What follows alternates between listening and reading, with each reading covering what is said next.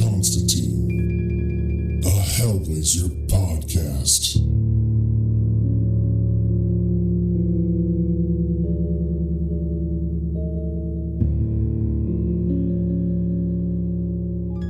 Hey there, everybody. Before we get into the issue, I just wanted to let you guys know that this is the free version of the podcast. And all that means is that this is far behind where I'm at in the Patreon version. So if you're liking this and you need more John Constantine, you can't get enough, be sure to go over to patreon.com/planes, trains, and comic books, all one word, and sign up for the Hellblazer tier, which gives you access to the entire Hellblazer library that I've done so far, and a new Hellblazer podcast every week. And you'll also get the exclusives from our main Planes, Trains, and Comic Books podcast. So if any of that interests you, definitely check out our Patreon at patreon.com/planes, trains, and comic books, all one word. And with that, let's get into the issue. Today, we are reading Hellblazer number 19. And before we get started, just a little recap of what's been going on in the last couple issues. John Constantine is at war with a company named Geotronics. The reason he is at war with this company, Geotronics, is because they have made a weapon called the Fear Machine that takes magical energies from the earth, and when directed by a strong psychic, they can actually use and direct those energies at specific places or people, and specifically it uses the emotion of fear. So the people being attacked either die of fright or kill people around them, or if it's a large group of people, all of them will turn on one another and kill each other. So not that that's not bad enough, but John isn't after them just for that reason. They have kidnapped a girl who's a friend of his. Her name is Mercury. Her and her mom, Marge, are new friends to Constantine. And so he promises Marge he's going to go save her and take down this company. And we left off with Constantine finding a journalist who has dug up information on Geotronics. And what he dug up involves murders and government corruption, and also a lot of suicides that have been happening extremely frequently and involving scientists that have been working on this machine and for this company. And that's where this issue starts. But first things first, we got the cover here. In the background, it looks like there is the psychiatric ward kind of looming over everybody. And there's kind of like a creepy green haze color on that. And then in the foreground, we see a man who we don't recognize, but there's words surrounding him that say, "I am a broken man. I am a broken man. I want your money." And then in the bottom left corner, we see Constantine, who is surrounded by smoke as always, because he's always smoking. And he still has his new badass clothes on. And there is someone with him who looks kind of scared, but John is there to protect them. And we see that the issue is written by Jamie Delano, the art is by Mark Buckingham, and the inker is Alfredo Alcala. And on the first page, we see that this is part 6 of Fear Machine, and it is called The Broken Man. And we start with a panel from outside of the hotel that John was in the last issue, and someone is running out the front door, and he goes past a homeless person that we haven't seen previously, but this homeless person is in future parts of this issue. And as the man runs away, we hear a scream coming from the second floor window. And then we cut to an interior room of the hotel where the owners of the hotel are being awoken by that scream. And they go to check it out. And what they find is a very funny scene. As they open the door to the journalist's room, they see John kind of on the man's back after he got him out of the closet, I guess. The last issue ended with John finding this journalist all tied up and hanging from the clothing rack in the closet, and he had a plastic bag over his head. So when they walk in, John is like on the dude's back. He has freed his legs at least, but John is like pulling on the bag. So it looks like they're doing some kind of weird kinky sex thing or something. And that's what the owners say. They're like, "Oh my God, what are you doing to him? It's disgusting." And it's kind of funny because it seems like maybe they're conservative-ish, but they're a gay couple in the 80s. So it's kind of funny that they would be like, "What the hell are you doing to that man?" But the even more fucked up thing is that John's like, "Well, are you going to just stand there? Or are you going to help me? He's not breathing and he needs an ambulance. You better call one." And the couple kind of has to deliberate whether they want to call an ambulance because they're like, "Well, we don't want that to get into the news that our hotel had some weird thing happen where rumors could probably get started that there was some weird sex thing going on." But then John is like, "Well, what do you think's going to happen when the news finds out that there was a dead person tied up in your hotel?" And that convinces them to help, of course, because they don't want that. So they end up helping, and it turns out that the man is able to breathe after a second. And he tells them that he does not need an ambulance. He just needs to take a minute to calm down. So John kicks the hotel owners out of there. And once he has a second to breathe, he kind of has a panic attack or something like that. And he kind of freaks out in front of Constantine saying, "Insane, totally insane. I've upset some powerful people in the past, been slandered by the right-wing press, bugged and burgled, harassed by the special branch, but no one ever tried to kill me before." And John just casually says, "Yeah, these are serious times, mate. It's all coming apart, isn't it?" And then the guy realizes, wait a second, you saved my life and I don't even know your name. My name's Simon. And then John introduces himself and they shake hands. And it's kind of interesting when they do touch hands because it seems like the panel kind of lingers on the way that they're holding hands. And I think it's supposed to be kind of showing that the man is scared and doesn't want to leave someone, because in the next page, we see that John had to hold Simon's hand so that his nerves would calm down and he would be able to go to sleep. But before that, John did get some questions answered by Simon. Apparently, Simon told him that Geotronics is a subcontractor supposedly working on tracking systems for nuclear submarines utilizing the planet's electromagnetic landscape like dolphins do, but they're talking about ley lines. So he's saying, oh, I could see how that would link up with ley lines and how that would work. And then John narrates that Simon got onto them because their scientists kept turning up as grotesque suicides. Are they being killed to keep a secret, or is the job getting to them? And then John begins to look out the window and into the rainy night sky, and he kind of starts theorizing to himself. He says, suspect it's some sort of bloody weapon system, probably the thing that they hit the train with. That explained the Russian interest. Then there's the gangster police, the Black Squad. I've already tied them to Geotronics by the attack on the train. It was the Black Squad who snatched Mercury, and Geotronics is using psychic energy. It fits together. They must have her. But who's running the show? Inspector Talbot said the Black Squad were recruited from regular police. That points to the state being behind it. But the Freemasons blocked his investigation, so maybe it's a state within a state. And the whole time he's talking, he's using the condensation on the window to kind of write this all out to himself. And then at the end of that, he kind of wipes it off, and he says, conspiracy theories. Ugh, they send you round the twist. And as he wipes away the condensation, we see the homeless man outside saying, I'm a broken man, over and over and over. Then we cut to the Geotronics facility where Mercury is being held, and we see that she is no longer cooperating with Dr. Fulton. In the last issue, it seemed like she was having fun, or at least excited about being able to use her powers to help people and remove the fear from them, from the scaredies, she called them, which are like mentally ill patients that are also being held in this facility. But something has happened since then, and she is arguing with Dr. Fulton in the middle of the fake Stonehenge power circle that they have set up, and she's yelling at him, "No, I won't. You lied. I hate you. It's horrible. It's terrible. You're doing something awful, and I don't want to help you anymore." So she runs and sits down under the arch in the middle of the power circle, and she says, I'm going on strike, and just so you can't get me, I'm going right back inside. And if you touch my body while I'm gone, I'll let the terror thing out of the trap.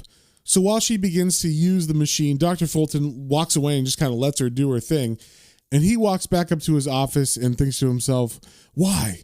What's provoked this sudden rebellion? Without Mercury, Phase 2 of the Fear Machine will be a non-starter. He thought that all his careful work had paid off, that she'd begin to trust him. Somehow, he's got to win her back, find out what's wrong and put it right. She'd been fine when she'd started this morning's program.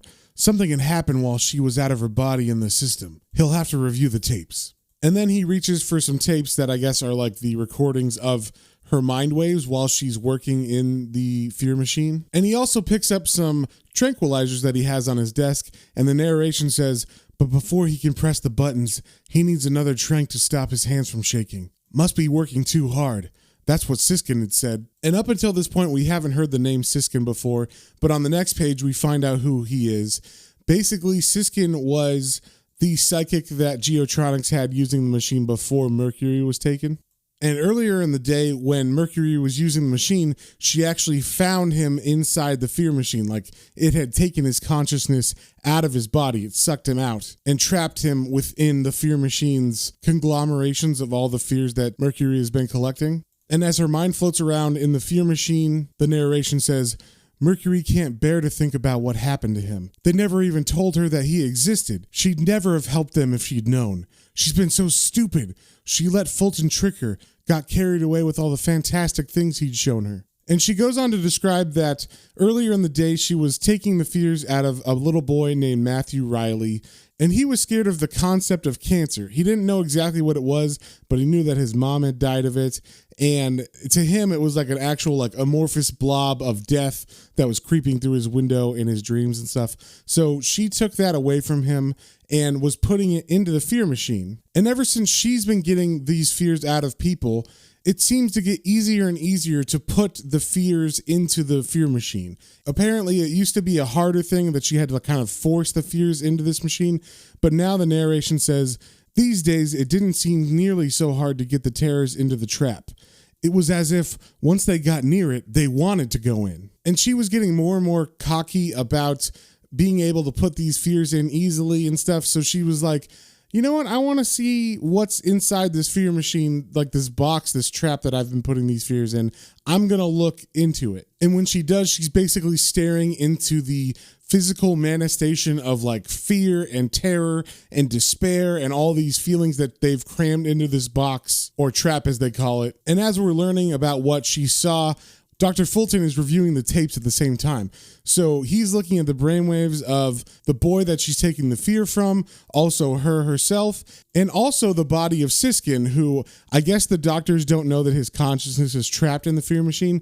They just know he was on a mission for them and inside the fear machine, and all of a sudden his consciousness left and he was in a coma after that. So they have his body on monitoring, I guess, and he's looking at the different brain activities, and he sees right at this moment that she sees the fear machine and what's inside of it. She had crazy brain activity, and also Siskin's comatose brain did as well. But Dr. Fulton doesn't really understand what he's seeing. He says somehow the girl must have accessed him. What does it mean? Can she talk to them in there? So even though he controls this machine and they have this weapon of great power, he doesn't really know what it's capable of or what it's able to do. And that's probably because he's not a psychic and she is, so he can't fully understand what's going on inside the fear machine. Then we cut to Mercury's mom, Marge, who's now hanging out with the pagan nation along with all the other followers. And they're doing a ritual where they're trying to get Mercury back to her with using magic. And this magic involves them being naked, drawing different like kind of symbols and hieroglyphics and stuff all over themselves, and rubbing fruit juices all over themselves. And of course, there's a lot of sex going on as part of this ritual. So Marge and Zed have sex as part of this ritual. And after the act is done, Zed says, "Come home, Mercury. Come out of the darkness. Put aside the fear. Come, Mercury. Come to us. Come home. Your mother and sisters are waiting." And she's saying that to like an effigy that they made out of like hay and has a picture of Mercury's face on it and one of her shirts. But it doesn't really seem like their magic did anything, because the next page is a cut back to Mercury still describing what had happened while she was in the fear machine earlier that day.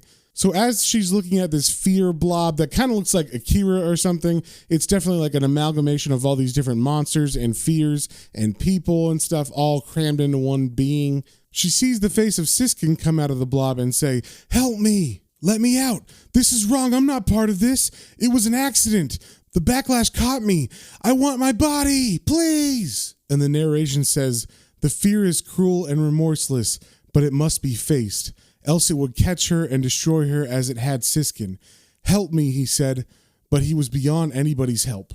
And then Siskin begins to warn her. He says, "I must talk to them. Fulton, the director, Morgan, it's using them. Every time they exercise the terror, it grows. They're bringing it back. They've got to stop it. It's much bigger than they know. It's bigger than everything." But as Mercury's looking at this, even though she decided to face the fear, I think she gets overwhelmed because she says, "No, I can't, I'm sorry.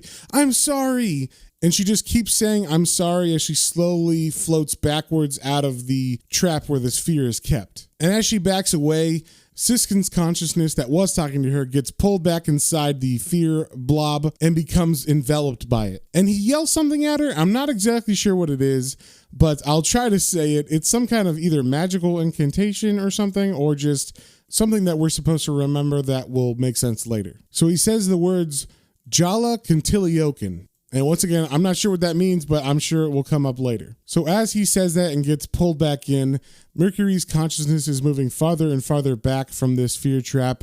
And the narration says, it's wrong. She knows it's wrong, but nobody need ever know she's done it. This nightmare must stop.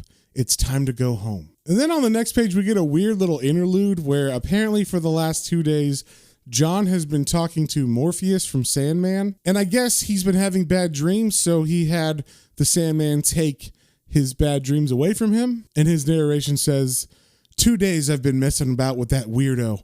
Still, I suppose it's worth it to get rid of the bleeding nightmares. It'll be strange without them, though. It's nearly dawn now.